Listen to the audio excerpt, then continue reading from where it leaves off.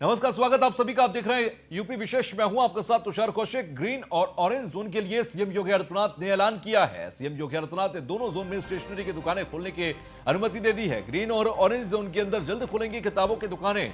Team 11 की बैठक में सीएम ने दिए निर्देश। एमएसएमई की हर संभव सहायता की जाएगी। उद्योगों को सावधानी से शुरू करने की बात कही गई है। तो सीएम योगी आदित्यनाथ ने ग्रीन और ऑरेंज जोन के अंदर किताबों की दुकानें, स्टेशनरी की दुकानें जल्द खोलने के निर्देश दे दिए हैं। आपको बता दें कि अब जल्द ही ये स्टेशनरी की दुकानें भी खुल सकेंगी। एमएसएमई की हर संभव सहायता की जाएगी। उद्योगों को सावधानी के साथ शुरू करें। सीएम योगी आदित्यनाथ ने कहा कि सभी को एहतियात रखना होगा। ये एहतियात आपके अपनों के लिए है, आपके अपने लिए है। और ऐसे में ग्रीन और ऑरेंज जोन के अंदर जल्द ही स्टेशनरी की दुकानें खोली जा सकती हैं। अनुमति दे दी गई है। फिलहाल आपको बता रहे ग्रीन और ऑरेंज जोन में ये किताबों की दुकानें खोली जाएंगी।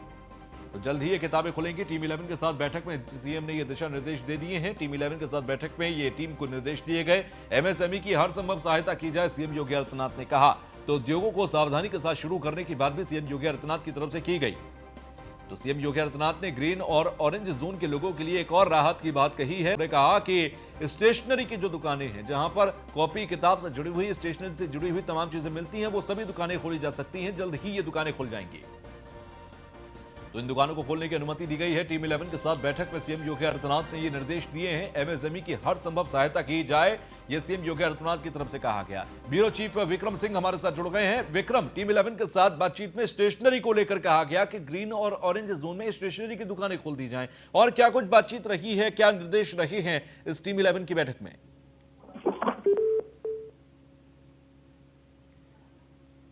तो विक्रम हमारे साथ अब एक बार फिर से जुड़ेंगे। अभी संपर्क टूट गया है। तो फिलहाल इस बीच हम आपको बता दें कि टीम 11 की बैठक में सीएम योगी आदित्यनाथ ने निर्देश दिए।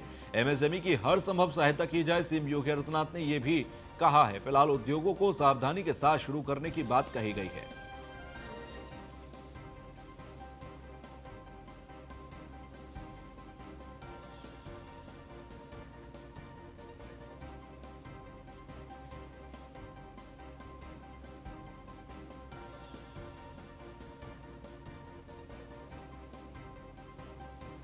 विक्रम हमारे साथ एक बार फिर से जुड़ गए हैं। विक्रम, टीम 11 के साथ बातचीत में आज क्या कुछ दिशा निर्देश दिए गए हैं?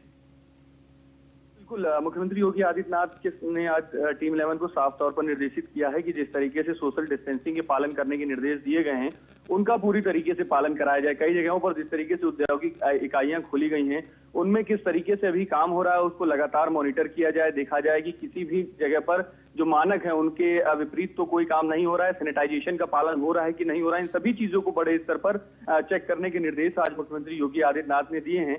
लगातार जिस तरीके से 40 दिन का लॉकडाउन रहा है, लॉकडाउन 3 में जिस तरीके से बच्चों की पढ़ाई भी लगातार इफेक्टेड हो रही थी, कई जगह पर ऑनलाइन क्लासेस चलाई जा रही हैं, लेकिन स्टेशनरी भी एक बड़ा सवाल बना हुआ था बच्चों के लिए, तो उनमें भी एक रियायत दी गई है। ग्रीन जोन और ऑरेंज जोन में जो एकल दुकानें हैं, उनको स्टेशनरी की दुकानें को खोले जाने के निर्देश मुख्यमंत्री योगी आदित्यनाथ ने दिए हैं। और निर्देश दिया है कि उसमें भी पूरी तरीके से ध्यान रखा जाए कि जो लोग भी स्टेशनरी की दुकानों पर आते हैं, उन पे सोशल डिस्टेंसिंग का पूरा ध्यान रखा जाए। और खासकर इस चीज पर फोकस किया जाए कि कोई भी बच्चे निकलकर सामान खरीदने ना जाएं।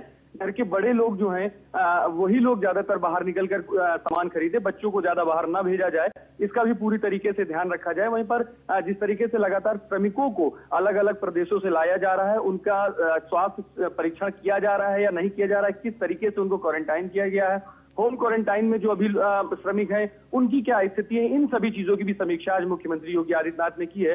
और लगातार जो बड़े काम हो रहे हैं प्रदेश में, चाहे वो पूर्वांचल एक्सप्रेसवे हो, गोरखपुर एक्सप्रेसवे लिंक मार्ग हो, या जिस तरीके से पीडब्ल्यूडी के बड़े स्तर पर काम हो रहे हैं, सिंचाई विभाग के बड़े स्तर पर काम किए जा रहे हैं, ग्राम विकास विभाग लगातार मनरेगा से काम कर रहा है, इन चीजों की क्या स्थिति है, इसकी भी आज समीक्षा मुख्यमंत्री योगी आदित्यनाथ ने आज की बैठक में की है। बिल्कुल, और इसी के साथ ही साथ देखा जाए तो ये स्टेशनरी की दुकानें एक एमएसएमई को भी एक बड़ा सपोर्ट दे सकती हैं। ठीक है, बहुत बहुत शुक्रिया हमसे जुड़ने के लिए विक्रम, और बातचीत करने के लिए। तो ग्रीन और ऑरेंज जोन में स्टेशनरी की दुकानें खोलने की अनुमति दी गई है और उद्योगों को सावधानी के साथ शुरू करने की बात कही गई है।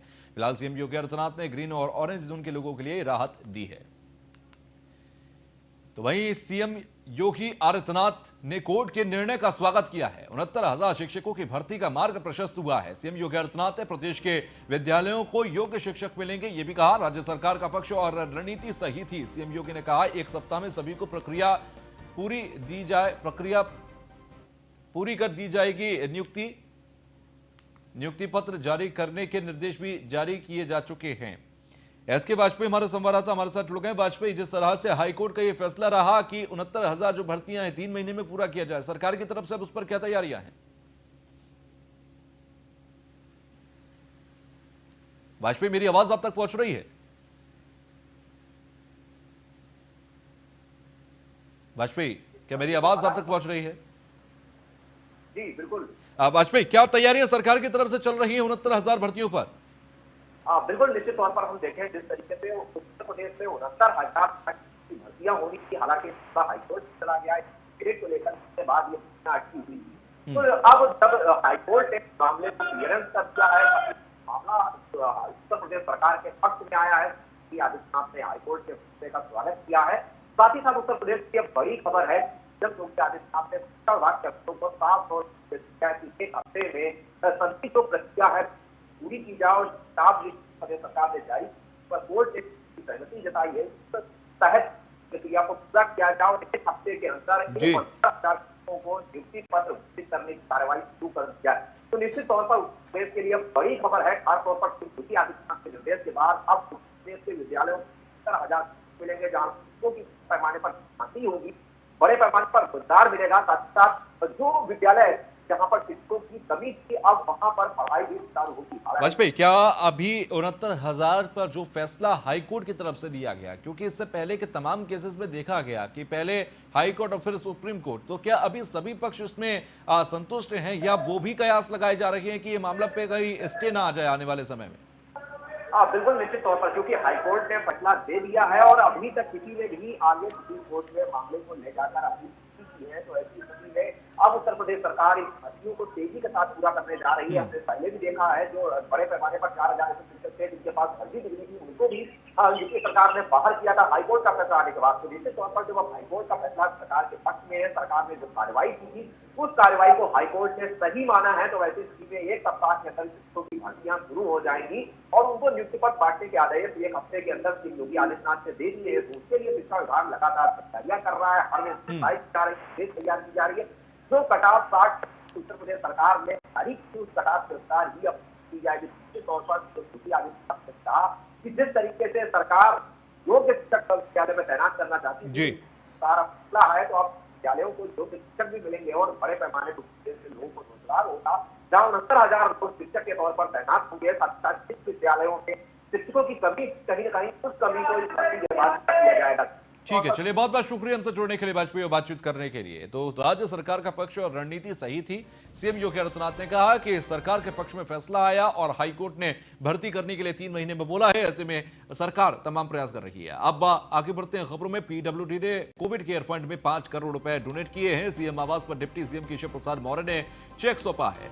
केशव प्रसाद मौर्य ने सीएम योगी आदित्यनाथ को यह चेक सौंपा। उसी दौरान की तस्वीर हम आपको दिखा रही हैं। डिप्टी सीएम और पीडब्ल्यूडी विभाग के अध्यक्ष, फिलहाल आपको बता दें कि सभी की तरफ से ये चेक दिया गया है और कोविड केयर फंड में ये चेक दिया गया। डिप्टी सीएम केशव प्रसाद मौर्य उस चेक को सौंपते हुए सीएम योगी आदित्यनाथ को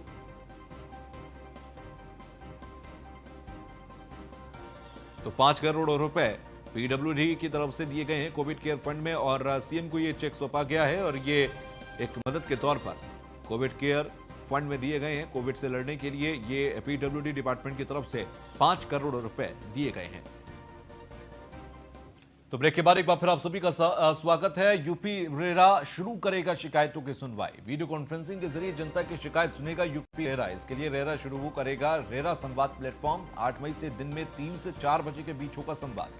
वेबसाइट www.uprera.in पर रेरा संवाद लिंक पर कराना होगा पंजीकरण। तो ऐसे में 8 मई से दिन में 3 से 4 बजे के बीच ये संवाद होगा। uprera.in पर रेरा संवाद लिंक पर क्लिक करना होगा, पंजीकरण करना होगा। तो यूपी रेरा शुरू करेगा शिकायतों की सुनवाई। लखनऊ से यह खबर। वीडियो कॉन्फ्रेंसिंग के जरिए जनता की सुनवाई करेगा, उनकी शिकायतों की सुनवाई करेगा यूपी रेरा। तो रेरा संवाद प्लेटफॉर्म पर 8 मई से दिन में 3 से 4 बजे के बीच ये संवाद होगा, जहां पर उनकी तमाम शिकायतों को सुना जाएगा। वेबसाइट www.up-rera.in पर रेरा शिकायत पर क्लिक करना होगा, जहां पर आपकी सुनवाई हो सकती है।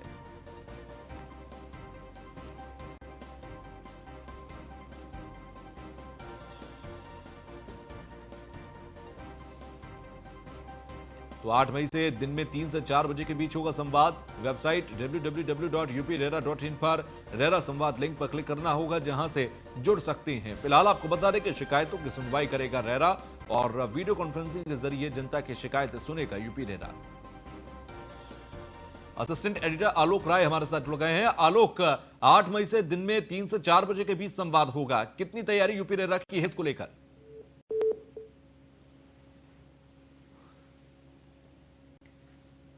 तो यूपी रेरा अब शुरू करेगा संवाद कार्यक्रम और आपको बता दें कि एक बार फिर से आलोक राय हमारे साथ जुड़ गए हैं। आलोक, कितनी तैयारी है यूपी रेरा की संवाद कार्यक्रम को लेकर? देखिए, तैयारी लगातार ये रेरा कर रहा था, क्योंकि लॉकडाउन की वजह से जो है रेरा का ऑफिस बंद था, जिसकी वजह से शिकायतों का एक बड़ा सा अंबार लग गया था। लेकिन अब रेरा ने एक जो है पहल शुरू की है कि वो वीडियो कॉन्फ्रेंसिंग के जरिए जो है जनता की समस्याएं सुनेगा। जो भी रेरा में शिकायत करना चाहता है उसके लिए उसने जो है एक प्लेटफॉर्म बनाया है, और जिसमें वीडियो कॉन्फ्रेंसिंग के माध्यम से वो जो जनता की जो भी शिकायतें हैं उसको सुनेगा, उनकी समस्याओं का समाधान करेगा। इसके लिए रेरा की वेबसाइट पे जो है रेरा को जो संवाद लिंक है उस पर क्लिक करके रजिस्ट्रेशन कराना पड़ेगा। उसके बाद जो है कल से ये शिकायत सुनना शुरू कर देगा रेरा वीडियो कॉन्फ्रेंसिंग के द्वारा। और दिन में 3 से 4 बजे के बीच जो है रेरा ने ये समय फिक्स किया है कि इसमें जो है रेरा संवाद प्लेटफॉर्म जो बनाया गया है उस पे वो लोगों की शिकायतें सुनेगा, उनका समाधान करेगा। तो कुल मिलाकर रेरा की तरफ से एक बड़ी पहल की गई है, क्योंकि लगातार दफ्तर बंद था, लगातार शिकायतें जो है इकट्ठा हो रही थी, लगातार उनका जो है मार लगा जा रहा था, जिसके बाद रेरा ने फैसला किया है। और निश्चित रूप से रेरा की पहल अच्छी है। इसके बाद कल से जो है सुनवाई के बाद निश्चित रूप से लोगों को उनकी शिकायतें का समाधान मिलेगा। तो कुल मिलाकर कहा सकता है रेरा ने एक अच्छी शुरुआत की है। जी चलिए, बहुत बहुत शुक्रिया हमसे जुड़ने के लिए, बातचीत करने के लिए। वहीं मेरठ के सुभारती मेडिकल कॉलेज के खिलाफ कार्रवाई के निर्देश दिए गए। शासन से सुभारती मेडिकल कॉलेज पर कार्रवाई के आदेश आए हैं। कोरोना मरीजों के इलाज में गाइडलाइन का फॉलो न करने पर कार्रवाई, बिना सुरक्षा उपायों के इमरजेंसी और अन्य स्वास्थ्य सेवाएं चलाने पर कार्रवाई। यूपी सरकार के गाइडलाइन के मुताबिक इमरजेंसी सेवाएं चलाने के दिए हैं निर्देश। मेरठ का सुभारती मेडिकल कॉलेज बिना गाइडलाइन के फॉलो किए चला रहा है इमरजेंसी। मामले में सुभारती मेडिकल कॉलेज की जांच कर कार्रवाई के निर्देश दिए गए हैं। शासन एक बड़ी कार्रवाई सुभारती मेडिकल कॉलेज में कर सकता है। फिलहाल मेरठ का सुभारती मेडिकल कॉलेज बिना गाइडलाइन फॉलो किए ही चला रहा इमरजेंसी, और मामले में सुभारती मेडिकल कॉलेज की जांच कर कार्रवाई के निर्देश दिए गए हैं। आपको यह भी बता दें कि मेरठ के सुभारती मेडिकल कॉलेज के खिलाफ कार्रवाई के निर्देश दिए गए हैं। प्रशासन से सुभारती मेडिकल कॉलेज पर कार्रवाई के निर्देश आदेश दिए गए। साथ ही कोरोना मरीजों के इलाज में गाइडलाइन को फॉलो ना करने पर कार्रवाई है। फिलहाल बिना सुरक्षा उपायों की इमरजेंसी और अन्य स्वास्थ्य सेवाएं चलाने पर कार्रवाई।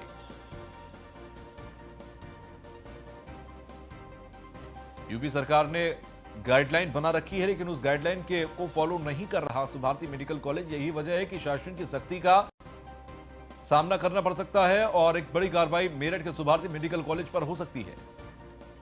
ब्यूरो चीफ के शर्मा हमारे साथ मेरठ से जुड़ गए हैं। के क्या जानकारी है? सुभारती मेडिकल कॉलेज बिना किसी गाइडलाइन के इमरजेंसी की सर्विसेज चला रहा है? जी हाँ, यहाँ पर ऐसी पहले भी खबरें आई हैं, और इन खबरों के बीच में जब ये खबर आती है तो पता चलता है कि किस तरीके से एक यूनिवर्सिटी, एक कुलपति वाली यूनिवर्सिटी किस तरीके से उन मेडिकल नियमों की धज्जियां उड़ा रही हैं, जिन मेडिकल नियमों को आज की डेट में फॉलो करना कितना जरूरी है। कोरोना के हर तरफ से मरीज आ रहे हैं, और जिस तरीके से मेरठ के 4-5 अस्पतालों में गाइडलाइंस की अनदेखी होने के बाद पूरी चैन कोरोना की बन गई है, और आगरा में पारस हॉस्पिटल पर कोरोना चैन की वजह से कार्रवाई हुई है। उसके बावजूद तो भारती, जो अपने आप में एक बड़ा इंस्टीट्यूट माना जाता है, जहाँ पे बच्चों को ट्रेनिंग भी दी जाती है, MBBS के कोर्स भी हैं, BDS और MDS के कोर्स भी हैं, वहां पर कोई भी गाइडलाइन फॉलो नहीं की जा रही। लोकल प्रशासन की आंखों में धूल झोंक कर स्पेशल लोगों के लिए OT चलाई जा रही है, और वहां पर इमरजेंसी चलाई जा रही है। इस बारे में शिकायत पहले भी हुई थी, लेकिन तब जांच की बात कह दी गई थी। पहले भी हम आपको बता दें कि यहाँ से जिन लोगों को क्वारंटाइन करने के लिए भेजा जाता है उनके साथ बहुत बदसलूकी की जाती है। समय से खाना नहीं मिलता है। 9 लोगों ने पहले यहाँ से भागने की कोशिश भी की थी, लेकिन प्रशासन के सख्त रवैये के चलते उन लोगों को रिकवर कर क्वारंटाइन कर दिया गया था सुभारती में, और सुभारती को नई गाइडलाइंस फॉलो करने के लिए कहा गया था। लेकिन बावजूद इसके प्रशासन और स्वास्थ्य महकमे की अनदेखी कर यहाँ पर खुलेआम इमरजेंसी चल रही है। जो मेडिकल गाइडलाइंस जो कोरोना के लिए दी गई हैं उसका खुला उल्लंघन है। हमने जब वहां की अथॉरिटीज से बात करने की कोशिश की तो उन लोगों ने फोन उठाकर काट दिया और कहा कि हम इस पर कमेंट नहीं कर सकते हैं। वहीं पर अभी जो सरकारी प्रतिलिपि है वो बहुत ही जल्द सीएमओ बता रहे हैं कि हम बताएंगे कि इस मामले में आगे की क्या कार्रवाई की जाएगी। डॉक्टर अतुल कृष्ण का फोन बंद आ रहा है। डॉक्टर अतुल कृष्ण से बात करने की कोशिश की, जो यहाँ के मालिक है। वहीं आपको बता दें, जो दूसरे अस्पताल इनके लोकप्रिय वगैरह जो दूसरे अस्पताल हैं, उसके जो एमडी है रोहित, जो डॉक्टर अतुल कृष्ण के दामाद हैं, वो भी इस पर बात करने से डर रहे हैं। और इसी तरीके की जो ओटी और इमरजेंसी सेवाएं वो लोकप्रिय अस्पताल में भी चलाई जा रही है, वहां पर भी लोगों का इलाज किया जा रहा है और उससे पहले कोरोना टेस्ट नहीं किया जा रहा है। प्रशासन ने इस मामले को सीरियसली लिया है और देखना यह है कि बाकी की जो सिस्टर कंसर्न है सुभारती की, उनके खिलाफ क्या कार्रवाई होती है। चलिए, बहुत बहुत शुक्रिया हमसे जुड़ने के लिए, बातचीत करने के लिए। तो वहीं आगरा जेल में बंद कैदी कोरोना पॉजिटिव निकला है। आरटीपीसीआर टेस्ट में बंदी कोरोना पॉजिटिव निकला। रिपोर्ट पॉजिटिव आने पर मेडिकल कॉलेज में भर्ती किया गया कैदी। सीएमओ आगरा ने कैदी की रिपोर्ट रीसैंपलिंग कराने के निर्देश दिए हैं। कैदी के साथ संपर्क में रहे 14 अन्य बंदी किए गए क्वारंटाइन। 14 दिसंबर को झांसी से आगरा जेल स्थानांतरित हुआ था कैदी। आजीवन कारावास की सजा में आगरा जेल में बंद हुआ था कैदी और पिछले 1.5 महीने से कैदी की किसी से मुलाकात नहीं हुई है, ना ही इलाज के लिए ये बाहर गया। कैदियों और साथ में बंदियों का डिटेल लेकर मेडिकल टीम जांच में जुटी है। जेल में कैदियों, जेल वार्डर, होमगार्ड, बैरक में तैनात कर्मियों का टेस्ट कराने के निर्देश दिए गए हैं। तो पिछले 1.5 महीने में कैदी ना तो बाहर के जेल से गया है। ऐसे में बड़े सवाल यहां पर उठ रहे हैं कि ये इसको कोरोना संक्रमण लगा तो कहां से लगा। फिलहाल तमाम सवालों के जवाब ढूंढने के साथ ही यहां पर इसको भर्ती कराया गया है और इसका ट्रीटमेंट चल रहा है। तो आरटीपीसीआर टेस्ट में बंदी का कोरोना टेस्ट पॉजिटिव निकला है। रिपोर्ट पॉजिटिव आने पर मेडिकल कॉलेज में भर्ती हुआ है कैदी। तो वहीं मौलाना साद के ससुर का सैंपल छूटा, अब दोबारा लिया जाएगा सैंपल। नोएडा की लैब में मिस हो गया है सैंपल और मौलाना के 3 सालों समेत 15 रिश्तेदारों की रिपोर्ट नेगेटिव आई है। 14 अप्रैल को जांच के लिए भेजा गया था सैंपल और अब दोबारा यह सैंपल लिया जाएगा। आपको बता दें, मौलाना साद से जुड़े तमाम रिश्तेदारों के जो सैंपल्स हैं वो मिस हुए हैं। मौलाना साद के 3 सालों की समेत 15 रिश्तेदारों की रिपोर्ट नेगेटिव आई है, लेकिन जो मौलाना साद के ससुर बताए जा रही हैं उनका जो सैंपल था वो मिस हो गया है नोएडा की लैब के अंदर। ऐसे में मौलाना साद के ससुर का दोबारा से सैंपल लिया जाएगा, दोबारा से टेस्टिंग की जाएगी। सहारनपुर से यह खबर है, अब दोबारा से यह सैंपल लेना होगा। तो मौलाना साद के ससुर का दोबारा से सैंपल लिया जाएगा। नोएडा की लैब में मिस हुआ है सैंपल। तो इस वक्त जो जानकारी मिल रही है, मौलाना साद के ससुर का सैंपल मिस हो गया है, जो कि दोबारा से लिया जाएगा। इसके साथ ही साथ 15 रिश्तेदार मौलाना साहब से जुड़े हैं, उनका सैंपल लिया गया था जिनकी रिपोर्ट नेगेटिव आई थी। गौरव सैनी संवाददाता हमारे साथ जुड़ गए सहारनपुर से। गौरव, क्या जानकारी है, कब ये सैंपल लिया जाएगा और मिस कैसे हुआ? जी बिल्कुल, देखिए मैं आपको बताना चाहूंगा कि 14 अप्रैल को इनके सैंपल लिए गए, जिसके बाद नोएडा लैब में भेजे गए थे। उसके बाद अगर जो जानकारी मिली है, 15 लोगों की जो इनके रिश्तेदार थे, उनके 15 लोग भी थे जिनकी रिपोर्ट नेगेटिव आई है। लेकिन मौलाना साहब के जो ससुर मौलाना सलमान है, उनका सैंपल नोएडा के अंदर मिस हो गया है। और मिस होने की जानकारी जब सीएमओ साहब को मिली है, तो जब सुबह सीएमओ साहब से इस बारे में हमने जानकारी ली, सीएमओ साहब का कहना है कि बहुत सारे सैंपल जाते हैं, जाने के बाद एक आधा सैंपल मिस हो जाता है, जिसके कारण दोबारा उनका सैंपल लेकर दोबारा भेजा जा रहा है। चलिए, बहुत बहुत शुक्रिया हमसे जुड़ने के लिए।